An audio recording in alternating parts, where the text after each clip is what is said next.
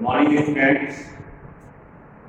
In our previous classes, I have discussed about the modes of asexual reproduction, and in that reference, we are going to continue with the leftover topics, the other modes of asexual reproduction. So the next mode of asexual reproduction is gemmules. Gemmules are also considered as asexual mode of reproduction, and gemmules are reproductive units. Reproductive unit means when they germinate, they give rise to new individuals. Gemmule formation has been reported in phylum Porifera, that is some of the poriferans, especially sponges. Sponges are reported to reproduce asexually by means of gemmule formation, and these gemmules, they are formed endogenously. Endogenously means inside the body. So gemmules are endogenous, spore-like structure or reproductive unit. When they become mature, the gemmules, they burst to release in the atmosphere, and on favorable condition, they germinate to give rise to new individuals. That is the case of gemmule, especially in case of poriferan, and good example of gemmule formation is sponges. Second thing, in previous lecture I discussed about asexual mode of reproduction in amoeba, that amoeba reproduces asexually by binary fission. But in case of amoeba, binary fission occurs only during favorable conditions. But when conditions become unfavorable for amoeba, then during unfavorable condition, amoeba reproduces asexually by another method, and that method is called sporulation.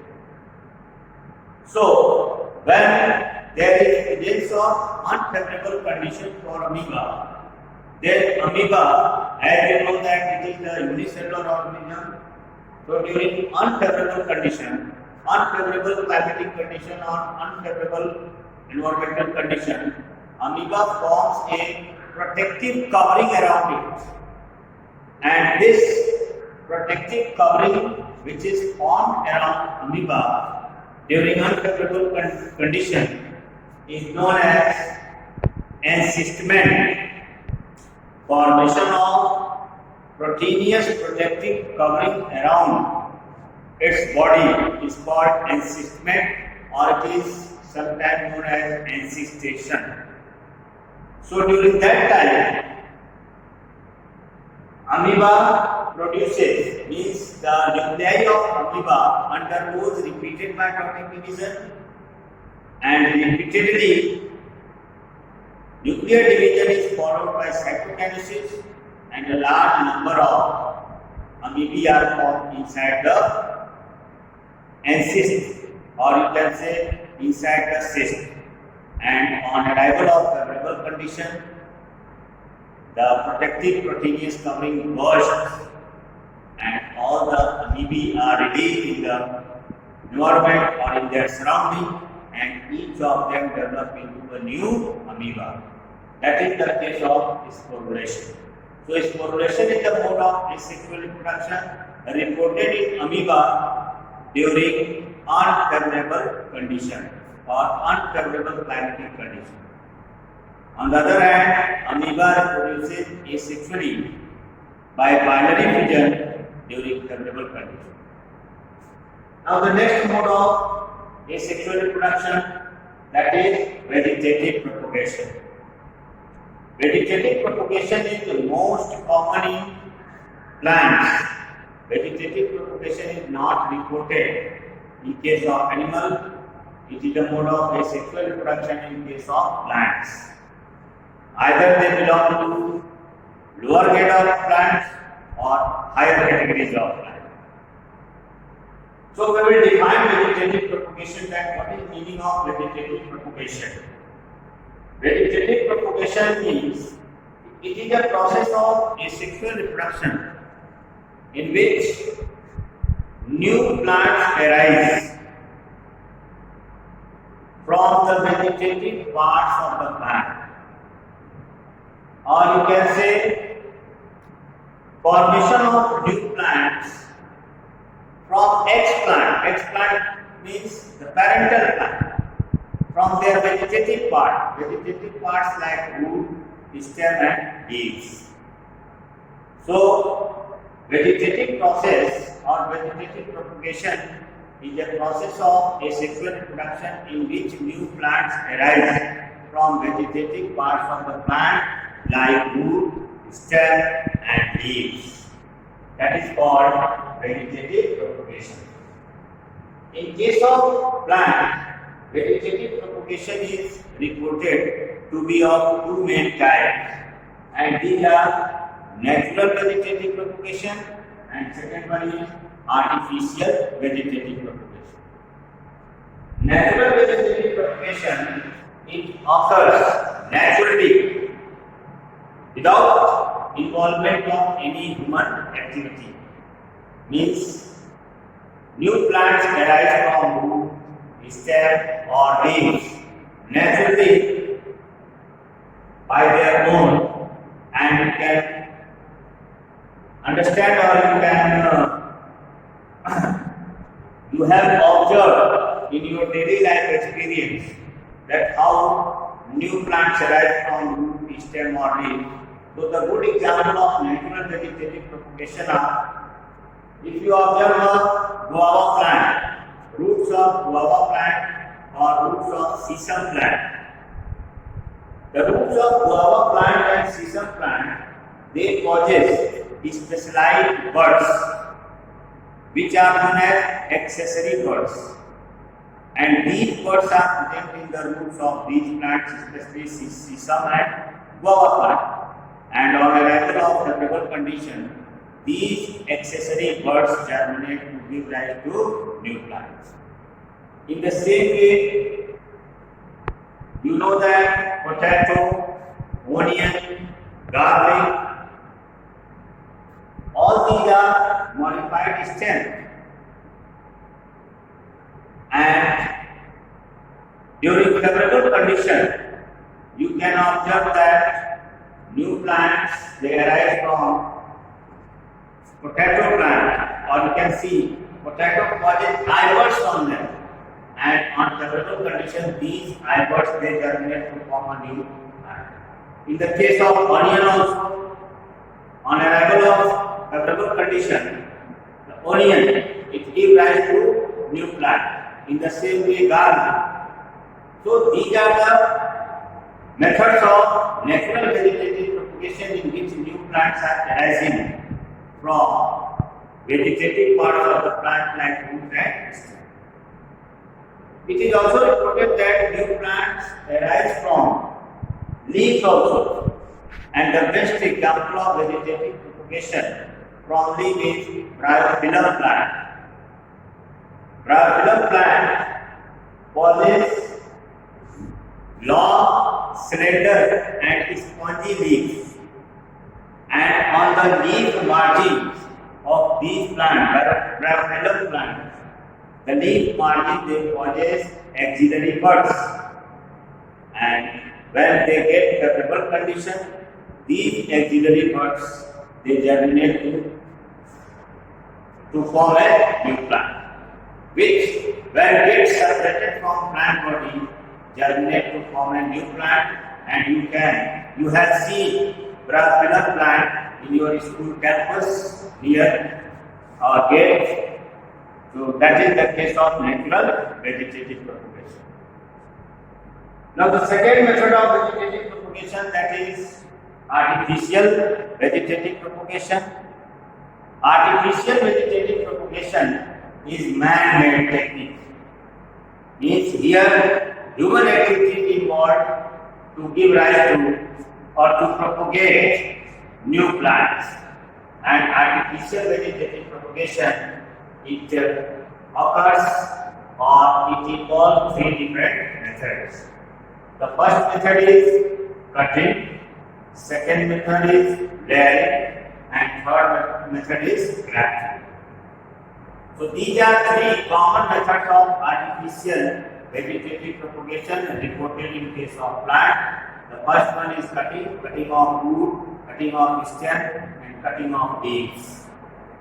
Layering is also a type of artificial vegetative propagation, and layering is reported to be of two types. One is known as air layering,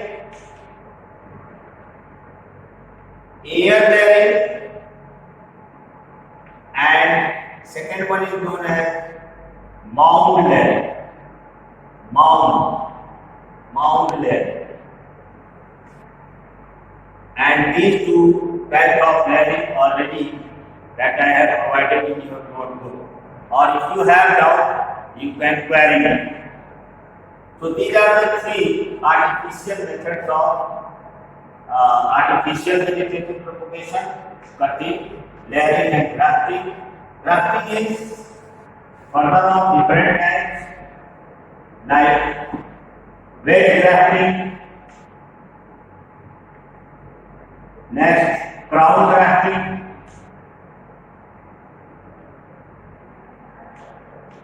next bud grafting,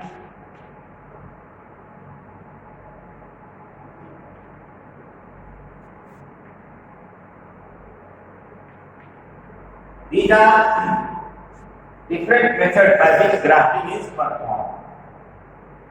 Wedge grafting, crown grafting, and bud grafting. During performing grafting, special expertise method is used.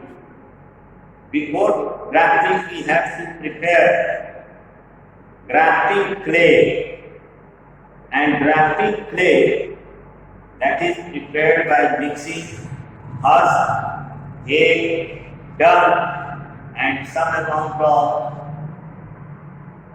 phytohormones like auxins, cytokinins, and gibberellins. These methods are, or these chemicals are used while preparing grafting clay. And when grafting clay is prepared, that is used in form of a semi-solid paste to perform grafting. So that is the case of vegetative propagation, that how vegetative propagation is performed in case of plants. And the last method, that is micropropagation or tissue culture. Micropropagation or tissue culture is the in vitro technique of raising or producing new plants. In vitro technique or in vitro method means the method which is performed in laboratory condition. It is performed in lab, not in open ground or not in open surrounding. This method is used in case of in laboratory condition. So we call it as micropropagation or tissue culture. For this method, what is done? First, a nutritive medium is prepared by mixing. A nutritive solution is prepared by mixing all the micro and macronutrients which are necessary for proper growth and development of the plant. You have already studied about mineral nutrition in plants in class 11. That what are the different micronutrients and macronutrients which are required for proper growth and development of the plant. So by mixing all the essential micro and macronutrients, we prepare a nutritive solution. And then what is done? apical bud of a plant that is removed. You have also studied tissue system in plants, and there you have learned about meristematic tissue and permanent tissue. So, meristematic tissue, depending on position in the plant body, they are on three types: apical meristem, lateral meristem, and intercalary. So, in tissue culture or micropropagation, we use apical meristem, which is present on the growing tips or terminal end of the plant, and after removing it, suppose this is the apical bud, we cut a section of apical bud, we take a meristematic cell from that, and this is the nutritive solution, and in this solution we place this meristematic cell and allow to grow. After few days, what happens?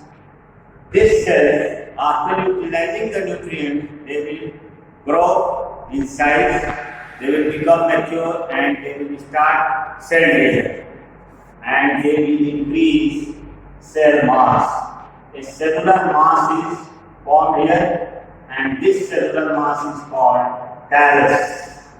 Formation of callus takes place.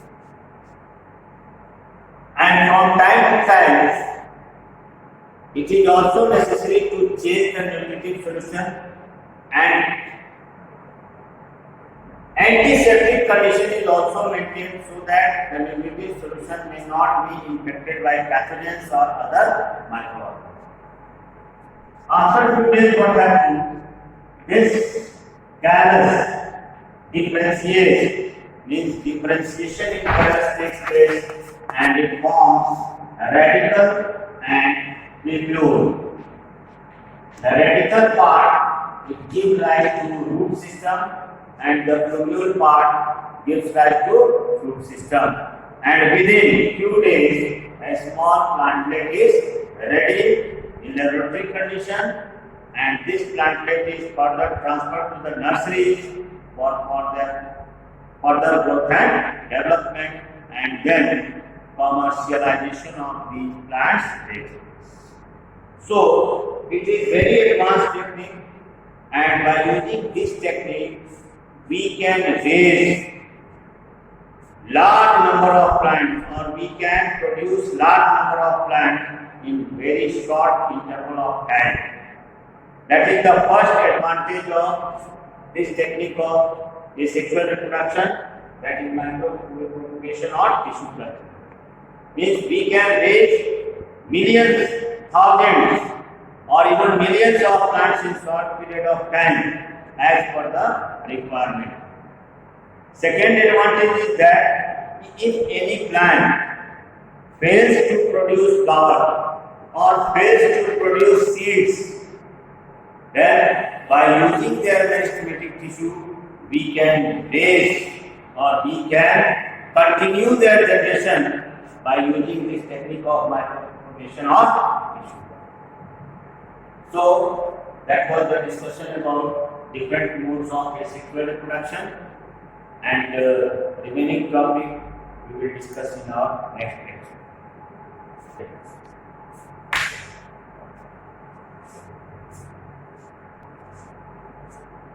That is all about today's lecture. Thank you and good day. We will meet again next day.